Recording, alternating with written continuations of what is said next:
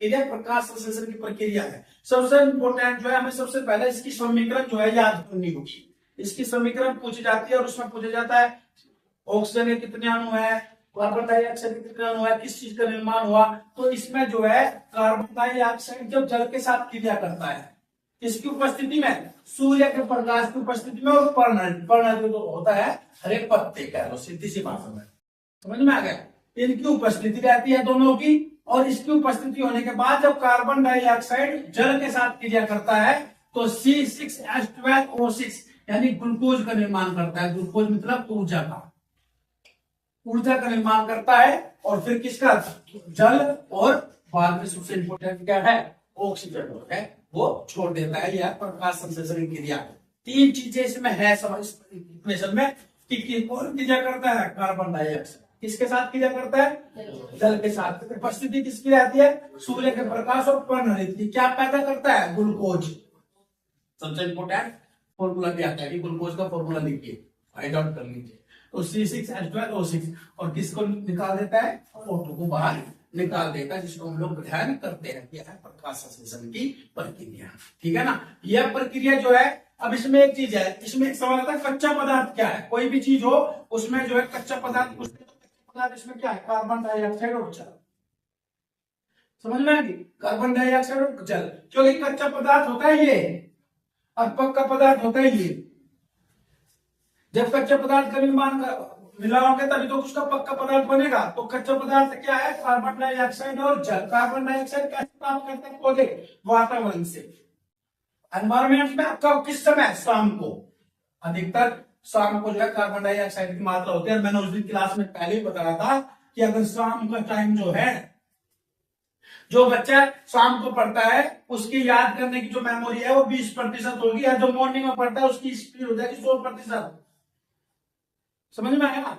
जो मॉर्निंग का टाइम पढ़ता है ना बच्चा, उसका जो स्पीड है वो 100% है ध्यान करने की, जो शाम को पढ़ेगा उसकी है 20%। क्योंकि एनवायरमेंट में शाम को कार्बन डाइऑक्साइड की मात्रा ज्यादा रहती है, और जब कार्बन डाइऑक्साइड की मात्रा ज्यादा रहती है तो आपकी जो मेमोरी है उस पर रिएक्ट कर जाती है कार्बन डाइऑक्साइड का। तुम्हारी जो मेमोरी है वो केवल पढ़े हुए का 20% ग्रहण करेगी, और जो मॉर्निंग में बिल्कुल एनवायरमेंट 100% रहता है शुद्ध, उस समय आपकी जो मेमोरी है वो 100% जो है किसी चीज को ग्रहण करेगी। अगर रात को ही पढ़ने की आदत है तो पुरानी चीज पढ़िए, कोई पुरानी चीज है, तुम्हारा नोट्स है, पढ़ लीजिए, नींद नहीं आ रही है। अगर आपको नई चीज पढ़नी है, नया कंसेप्ट निकालना, तो मॉर्निंग में उठ के पढ़िए, ज्यादा बेटर रहेगा। एक साल पढ़ के तो देखिए मॉर्निंग में वे जो कहते हैं ना कि सवाल कहाँ का है, वो यहाँ का है।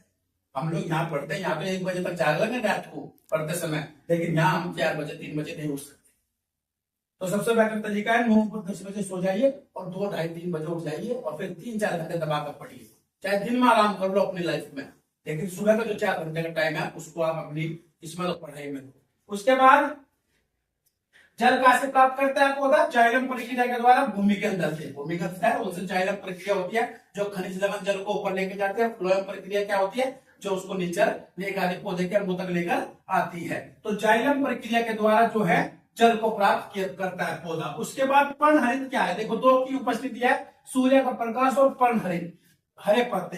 तो पर्णहरित क्या है, पत्तियों में जो क्लोरोफिल होता है, पत्तियों में क्लोरोफिल के कारण पत्तियों का रंग हरा होता है, सबको पता है। और ये पौधों का प्रकाश संश्लेषी अंग भी इसको कहा जाता है। अगर प्रकाश आ रहा है सूर्य का तो ये जो है पर्णहरित उसको क्या करता है, संश्लेषित करता है, उसको इकट्ठा करता है। इधर देखिए प्रकाश जो सूर्य का प्रकाश होता है वो 7 रंगों से मिलकर बनता है। समझ में, एक सवाल यहाँ से आते हैं 2।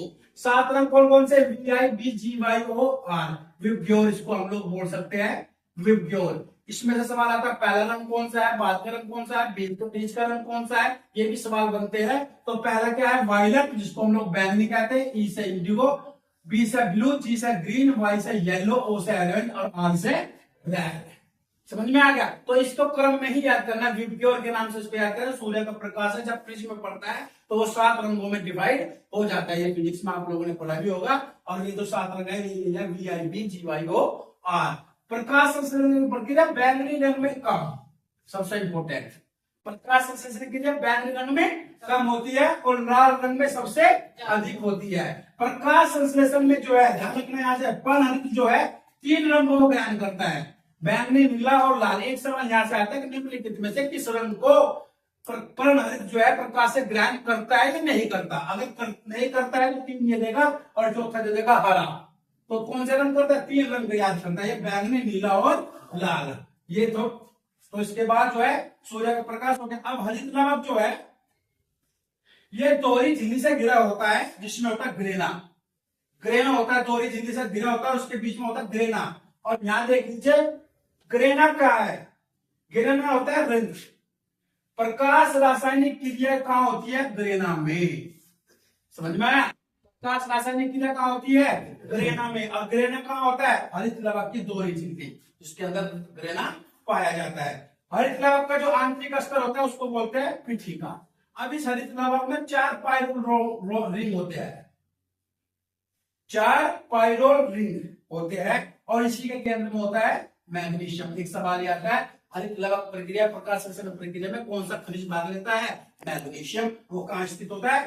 पाइरोल रिंग में स्थित होता है मैग्नीशियम। क्लियर? इसके बाद ऊर्जा कैसे बाहर निकलती है? प्रकाश रासायनिक क्रिया जो ग्रेना में होती है, वहां पर ऊर्जा का निर्माण होता है एटीपी और एनएडीपीएच के रूप में होती है। एक सवाल यह कि प्रकाश रासायनिक क्रिया कहां होती है? ग्रेना में होती है। कौन सी ऊर्जा रूप निकलती है? एटीपी और एनएडीपीएच। उसके बाद रासायनिक क्रिया होती है प्रकाशहीन, उसमें प्रकाश नहीं होता। उसमें क्या क्या होता है? एटीपी, NADPH2, CO2 और कार्बोहाइड्रेट, इनका सबका संश्लेषण होता है इस प्रक्रिया में, रासायनिक प्रकाशहीन क्रिया में। इसकी खोज किसने की थी? मेलविन, केल्विन और एडिथ बेसिन। इसलिए इस प्रक्रिया को कहा जाता है केल्विन बेसिन।